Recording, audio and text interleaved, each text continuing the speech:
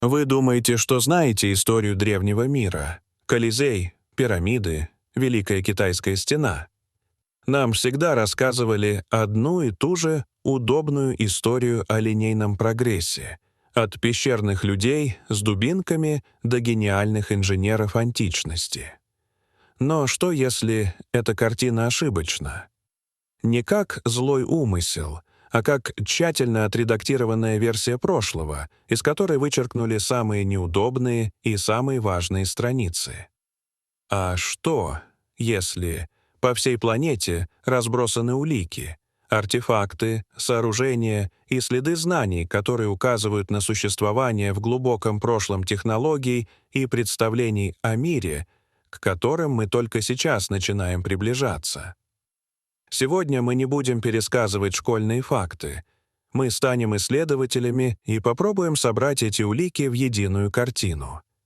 Перед вами рейтинг самых необъяснимых загадок древности, и, возможно, после него вы уже не сможете смотреть на историю так, как раньше. Наше путешествие начинается с места, которое долгие века считалось всего лишь легендой. В самом сердце непроходимых джунглей Гондураса, в регионе Ла-Москития, из поколения в поколение передавались рассказы о Белом городе, загадочном поселении, якобы построенном из светлого камня и скрытом под зеленым покровом. Испанские конкистадоры искали его, надеясь найти золото, искатели приключений исчезали в джунглях, а местные племена говорили о покинутом городе, оставленном из-за проклятия, и о гигантской статуе божества в образе человека-ягуара. Десятилетиями все это считалось мифом, пока в 2012 году не произошло нечто неожиданное. Вместо кирок и лопат на сцену вышла технология, похожая на фантастику — лидар. Самолет, посылающий миллиарды лазерных импульсов сквозь кроны деревьев, создал трехмерную карту поверхности Земли, словно стерев джунгли одним нажатием кнопки. Когда ученые обработали данные, под зеленым ковром проявились очертания целого города, дороги, площади, ирригационные каналы и даже большая земляная пирамида. Миф оказался реальностью. Экспедиция, добравшаяся до этого места, обнаружила город, которого будто никто не касался столетиями.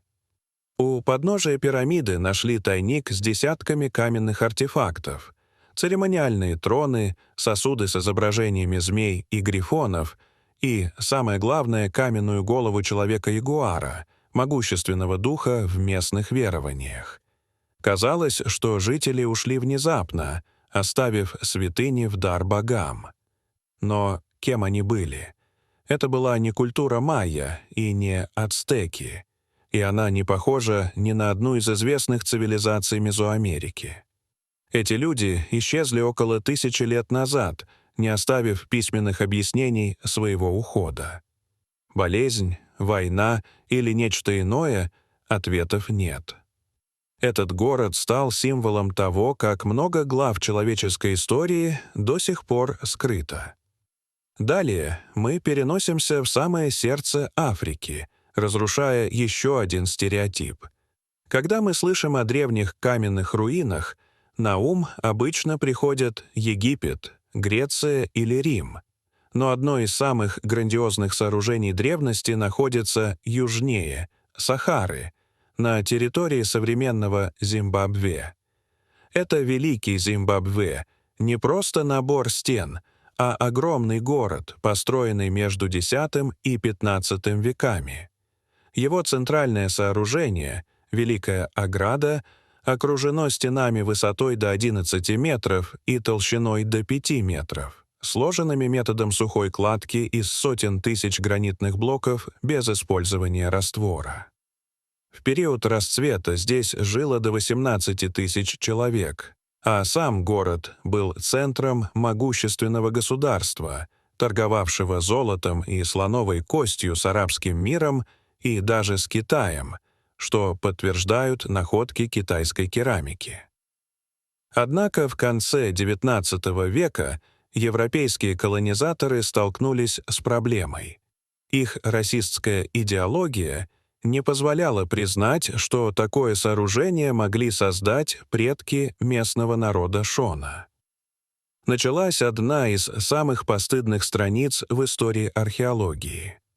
Доказательства африканского происхождения города уничтожались или игнорировались, а вместо них выдвигались фантастические версии, от финикийцев и арабов до копей царя Соломона и царицы Савской. Ученых, настаивавших на правде, лишали финансирования и отстраняли от работы.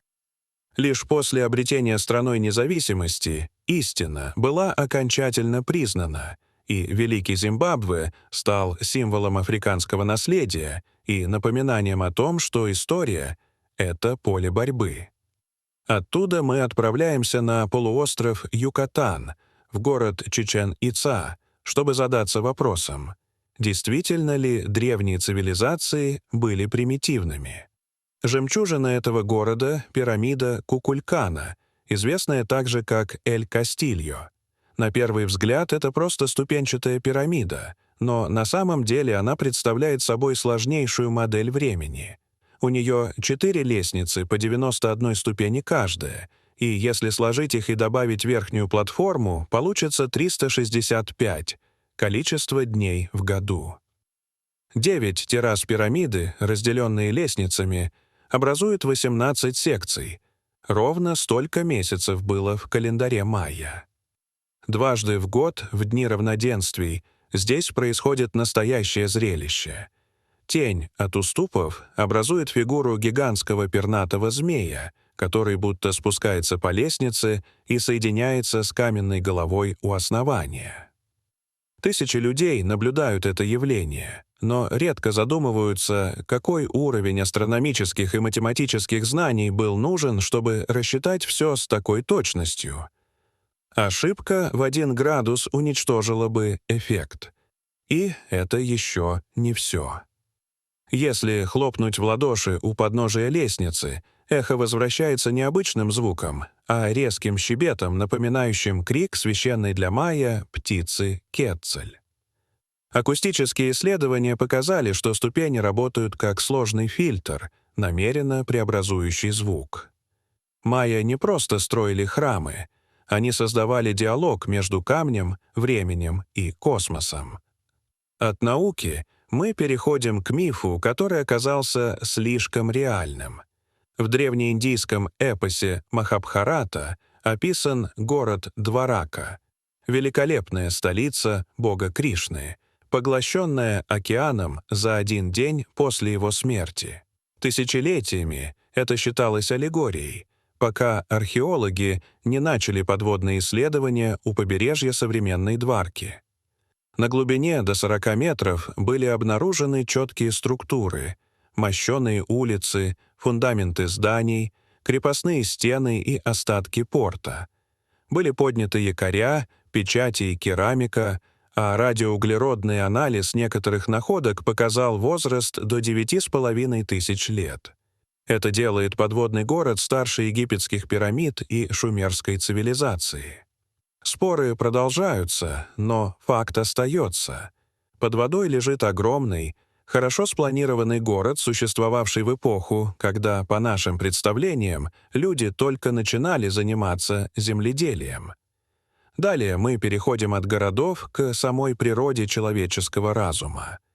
Долгое время считалось, что способность к абстрактному мышлению и искусству возникла около 40 тысяч лет назад в Европе, но находка в пещере Бламбос на юге Африки изменила все. В слоях возрастом 73 тысячи лет был найден небольшой кусочек камня с нанесенным охрой узором из 9 линий. Это был осознанный рисунок, самый древний из известных. В более глубоких слоях, возрастом около 100 тысяч лет, нашли украшения из раковин и целую мастерскую по изготовлению красок. Это доказывает, что символическое мышление и творчество возникли гораздо раньше и в Африке. Человек того времени не просто выживал, он создавал символы и украшал себя. Если разум был так развит уже тогда, возникает вопрос, чем человечество занималось следующие десятки тысяч лет. С этим знанием мы возвращаемся к инженерным загадкам, и одной из самых впечатляющих остается крепость Саксайуаман над Куско. Огромные многоугольные блоки весом до 200 тонн подогнаны друг к другу с такой точностью, что между ними невозможно вставить лезвие. При этом нижние ряды сложены из гигантских идеально обработанных камней, а верхние — из более мелких и грубых, что наводит на мысль. Инки достраивали уже существующее, более древнее сооружение, унаследовав технологию, секрет которой был утрачен. Затем следует важный урок — история боснийских пирамид. В 2005 году было заявлено, что холмы возле города высоко являются древнейшими пирамидами мира, но научное сообщество быстро доказало, что это природное образование, а артефакты — результат ошибочных или намеренно искаженных интерпретаций. Эта история важна потому, что показывает, как легко желание чуда может превратить миф в псевдонауку. От разоблачений мы переходим к настоящей тайне — Баальбеку в Ливане. Под римским храмом лежит платформа, в основании которой находятся блоки весом около 800 тонн каждый, а в соседней каменоломне еще более массивные заготовки, достигающие 1500 тонн. Римляне не обладали технологиями для их подъема и, очевидно, нашли эту платформу уже готовой. Кто и зачем создал фундамент, превосходящий по масштабу все остальное сооружение? Далее следует находка, которая уводит нас почти на 500 000 лет в прошлое.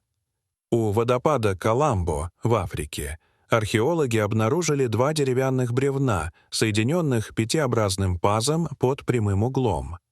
Возраст конструкции — около 476 тысяч лет.